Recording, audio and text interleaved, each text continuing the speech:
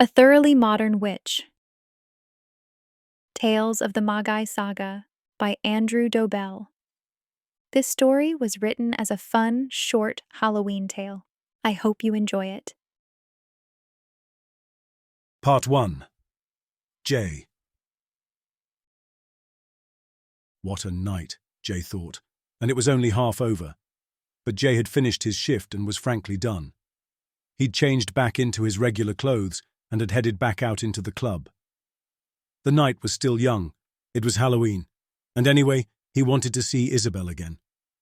She was on the ground floor, so he wandered over and spotted Howie and Mandy at the end of the bar.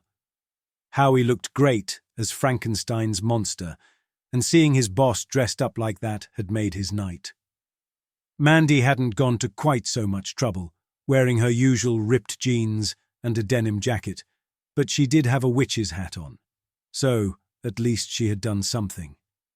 Jay felt a little out of place now that he'd removed his uniform, and thus his costume. But he didn't mind that much. There were plenty of people in here without a costume on.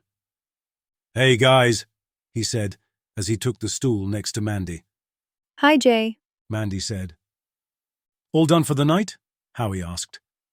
"Yeah, thought I'd get a drink. The night is young." "Sure you did. Isabelle is over there," Howie said. He felt the heat grow in his cheeks as he blushed and gave Amanda a sideways glance. "Oh, is she?" Jay said, trying to sound all cool about it. "Like you didn't know," Howie said. "I don't know what you're talking about," Jay said, and suddenly found one of the drink mats incredibly fascinating. Part 2. Amanda. Look, I thought that was a little cruel of Howie, to be fair, but then, I guess that's what guys do. It was playful, but I could see that Jay was embarrassed, so I did give Howie a little frown, which he rolled his eyes at. Anyway, back to the story. Part 3. Jay. "What can I get?" "Oh, hi, Jay. You want the usual?" said Darlene, one of the barmaids on that night, when she suddenly realized who he was. Jay looked up and smiled. He liked Darlene, not least because she was one of Isabelle's best friends. She was always kind to him. She knew he had a crush on her mate and did her best to help him get in with her.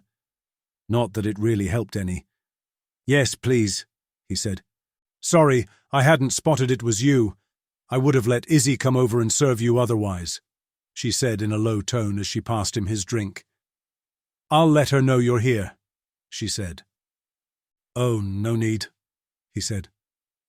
"Don't worry, I'll be all casual about it," she said as she walked off. Jay watched as Darlene walked over to Isabelle and started chatting with her. After a moment, Isabelle looked over and smiled. Jay waved back to her, wanting the earth to just open up and swallow him whole. You like her? Amanda said next to him. "Is it that obvious?" Pretty much. Does she know you like her? "Yeah, she does." He sighed, wondering if that was half the trouble. So, what's the problem? Why not ask her out? Amanda asked. "She's not interested in me. I mean, look at her," he said. Isabelle was gorgeous, slim and attractive with dark, striking eyes and cheekbones you could chop wood with. She had a figure to die for, and always looked amazing. She was leaning over the bar, chatting with some guy, an obvious douche by the looks of things. He was big, in shape with muscular shoulders and a short buzz-cut hairdo. He was throwing his money around as well. How could he compete with that? He was a nightclub doorman, and this guy looked like the type to own a brand new Aston Martin or something. I'm looking, Mandy said. She's just a girl, a human, a person, like everyone else in here. "Yeah, but I'm not in her league. Nowhere near," he said, taking a drink. He'd already had a couple earlier at the end of his shift in the back room, and he felt his head spin for a moment. Nonsense. All this out of my league stuff is just shite. If she likes you, then you're good to go, surely. "I wish it was that easy. Hey, you're a witch, right? How about a love potion?" he asked, referring to the half-hearted attempt at a costume that she was wearing. Part 4. Amanda. I'd be lying if I said I didn't catch my breath at that moment. It took me a second to realize he didn't actually know I was a Magi, but was instead making a joke by referencing the hat I had on. Still, that livened things up for a moment. Part 5. J. Amanda looked surprised for a second before she laughed. She'd probably forgotten she was wearing the hat. Well, love potions are a little old school these days, and frankly, a little rapey, don't you think? They were the date rape drug of yesteryear. I'd never really thought about it like that before, Jay said. But she was right, he thought. That whole love potion thing was not really very fair to the victim, was it? It gave him a new perspective on some of those old fairy tales, that was for sure. But now you mention it, yeah, it doesn't sound good at all. It's strange how these things change, he said, feeling his head spin again. So, you're not going to go and talk to her? Amanda asked. Not now, no. I think she's a little distracted. She's not interested in me, he said, feeling his head wobble once more. He wasn't sure what happened next, but he suddenly found himself standing in an alleyway not too far from the club by the looks of things. His head was all foggy, and he wasn't sure how he got there. Amanda was standing before him, though, smiling at him and holding on to something. What was it? He thought, and peered at it, trying to keep his vision steady. She was holding a witch's broom. Isn't that a little old school too? He asked. I may be a thoroughly modern witch, but some of the old ways still have their benefits, and they can also be fun, she said with a smile as she turned away from him and swung her leg over the broom. Jump on, she said. She must have been even more drunk than he was if she thought they would really be able to fly, but the whole scene just made him smile, and he thought it would be mildly hilarious to run through the streets straddling a broom on Halloween. So he walked over to her, threw his leg over, and placed his hands on her hips. Without warning, it rose up, lifting them both into the air. Jay yelped and grabbed Amanda. He nearly lost his balance as it lifted them higher and higher. They were picking up speed as they shot forward, zipping through the concrete canyons of New York. They swooped between the buildings, their glowing lights whipping past them at breakneck speed. Terrified beyond reason, Jay held on to Amanda, his arms wrapped tightly around her. This couldn't be real, he thought as the air rushed past him, buffeting his face as they zipped left and right, flying along the avenues of Manhattan faster than he could follow. Having fun? Amanda called back to him. This is incredible, he gasped. I wouldn't have given you a second chance, you know. You either got on when I asked or you didn't. If you hadn't grabbed the opportunity with both hands, literally, in this case, you would have missed out. You can't live your life without taking risks. Sometimes, you just have to take a chance. Jay felt his head grow foggy again and the scene spun. Was he that drunk? Suddenly, he got a strong whiff of coffee as he gripped the edge of the stool he was sitting on and looked to his left. Amanda was still sitting next to him, smiling at him and offering him a coffee. You phased out there for a moment. Are you okay? She asked. He said, looking around him and checking that he really was back in the nightclub. Yeah, I think so. Had he imagined all that? Had he really been outside, or had he just blacked out for a moment? Like I was saying, sometimes you just need to take a chance and live your life. Otherwise, you might never know. I mean, what's the worst she can say? Jay took the mug of coffee and sipped at it, thinking it through. She was right, magical broom ride or not. He needed to ask Isabelle out. She might say no, but at least he'd know how she felt, he thought. After a few more sips, Jay got up. Okay, I'm going to give it a try, he said. Good for you, Amanda said. Jay walked along the bar, looking at Isabelle, hoping to catch her eye, and as he moved, she did happen to look up. He smiled at her and inclined his head, indicating he wanted to speak with her. She nodded and met him at the other end of the bar. "Hey, what's up?" she asked as he stepped up to her. "Hi, I was wondering if you might want to go get a drink with me sometime," he asked. "Oh, well, maybe. But not right now. Just as friends, of course," she said. "Ah, well, okay. Oh, you were asking me out on a date?"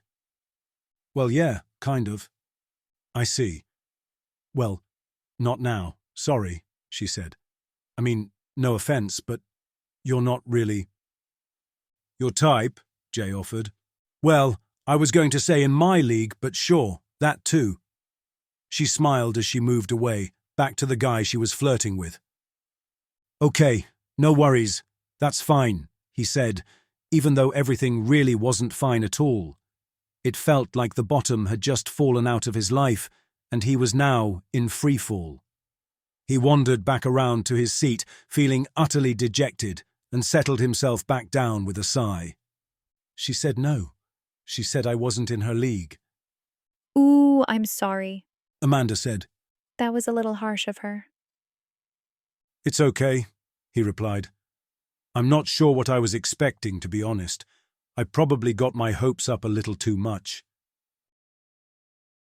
Part 6. Amanda. I felt sorry for him. He didn't deserve that. Jay was a nice guy.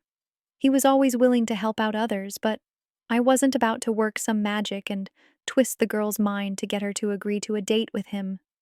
I could, sure, but that isn't really what I do. And anyway, she was being a bitch. I got the impression that she actually did kind of like him, but for whatever reason, Isabelle thought he was below her.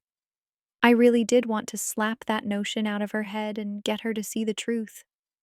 But instead, I resigned myself to consoling him and tried to get him to see the brighter side of things. "You never know," I said. "You might be able to show her your true colors someday, and maybe she'll change her mind." And then an idea formed in my head. Part 7. Jay. "Be a mate and take this outside, will you?" Howie asked Jay. He'd spent the last half hour doing his best to forget what had happened and was trying to enjoy the night.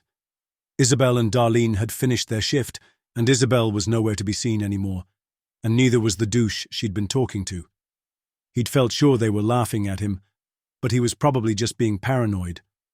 Darlene, however, had come over and joined him and done her best to offer some sympathy. "I don't know. She can be a bit harsh sometimes. I think it's a defense mechanism of hers. She does like you. I know she does.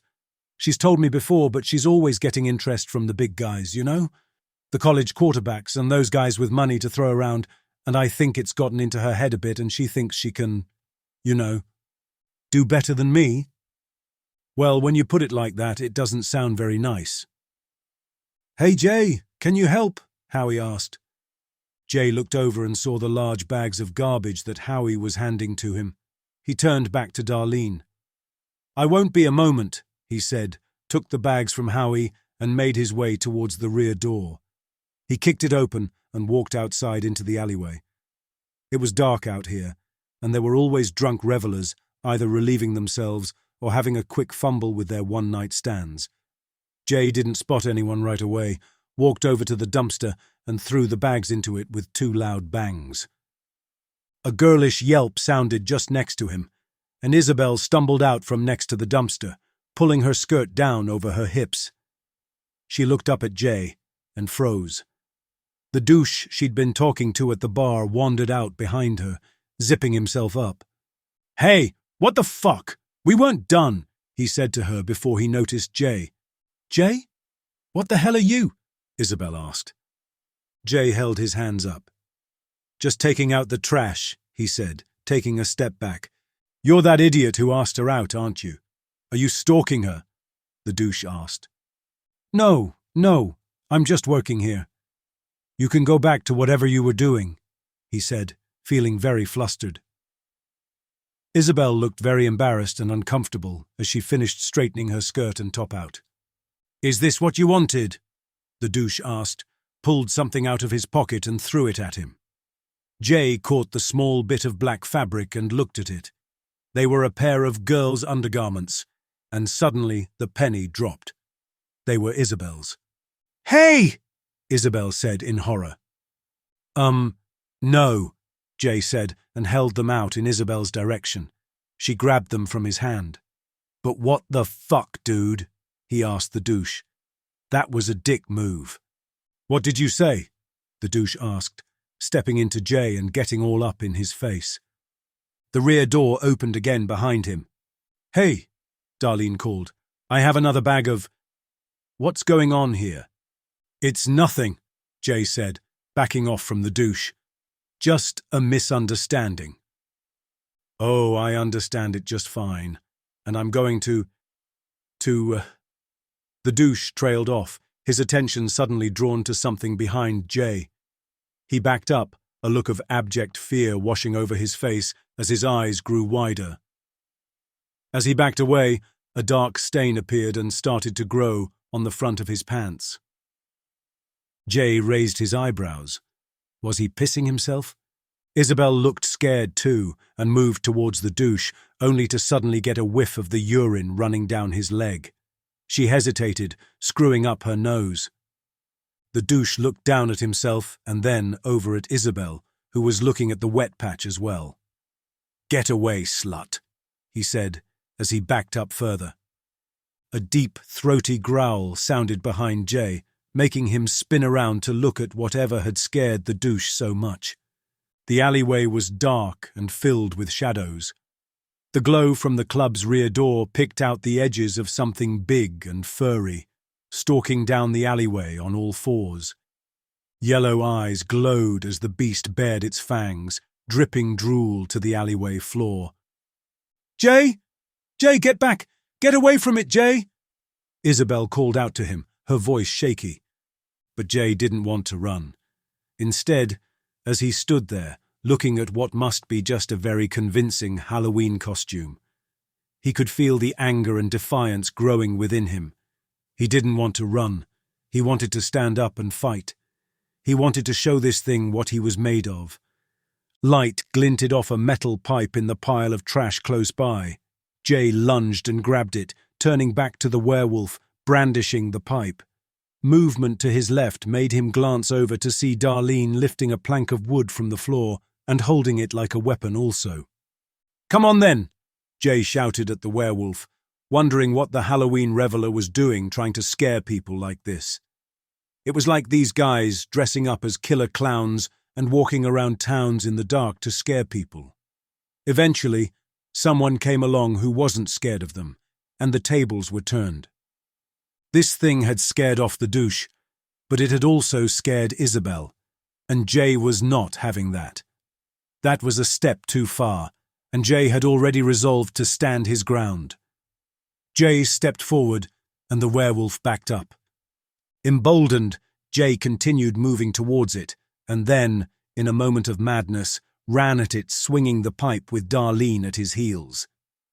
He managed to hit it once, making it whimper before it ran out of reach and disappeared into the night. Jay stopped and turned to face Darlene with a smile. "Whoop!" Darlene called out. "That was awesome!" "Thanks for backing me up," Jay said, high-fiving her and giving her a hug. They walked back up the alleyway, their arms around each other with huge smiles on their faces. He had to admit, that costume was incredible. It was so lifelike. He could almost swear that it had been a real creature. But he'd seen films before. He knew what could be done with makeup and costumes, and it was Halloween, after all. As they approached the back door to the club, Isabelle ran up to him and threw her arms around him. "Thank you, thank you, thank you. That was amazing. I can't believe you did that," she rambled. Wow, well done. Jay turned to see it was Amanda talking to him. She was standing in the door to the club and seemed impressed. That takes guts. She said, and walked out towards him. She came up close and hugged him tightly. "Thanks. I didn't know you were watching," Jay said. Howie was wondering where you and Darlene had got to, so I came to have a look. Amanda said. Who was that, by the way? I have no idea, but it looked like, well, a werewolf, An impressive imitation of one for sure. Amanda said. It looked so real, though, Jay commented. A good costume in the dark is always going to look realistic. Amanda replied. True, Jay said, and looked over at Isabelle.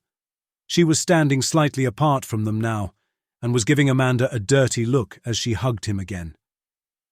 Let's get inside, shall we? Jay suggested. Was Isabelle a little jealous? Part 8.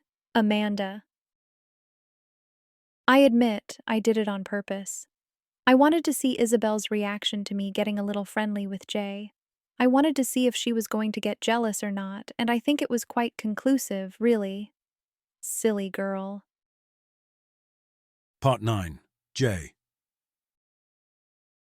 Jay sat on the sofa in the club next to Darlene, enjoying another sip of his beer as he looked out over the throng of people talking and dancing. He could see people dressed as vampires and demons, serial killers and cat ladies, even a few werewolves, although none of them had a costume as realistic as the one that had been out in the alleyway. He felt sure it was a costume, but how could he know for certain? I just can't believe he pissed himself, Darlene said. What a dick. Isabelle does have a habit of choosing the wrong men, though. I don't think she's very happy, Jay said. Of course not. She was being used by him. He humiliated her in front of you as well, by the sounds of things, she said. Yeah, he did. I can't believe he did that to her. You were impressive, though. I can't believe you picked up that 2x4 and chased the thing down with me. That was awesome. Thanks. I just saw you take that pipe, and I knew I couldn't let you face that thing alone. I had to help.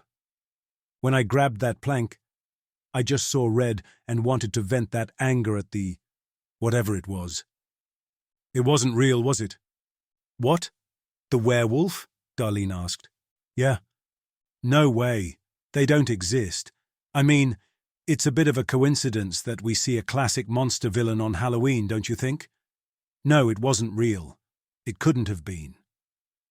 Yeah, you're right. It is Halloween after all, he said. I mean, what would they say if we went to the police now and said we were attacked by a werewolf on Halloween? He laughed. Darlene laughed with him. Yeah, we'd be told to get lost. Part 10. Amanda.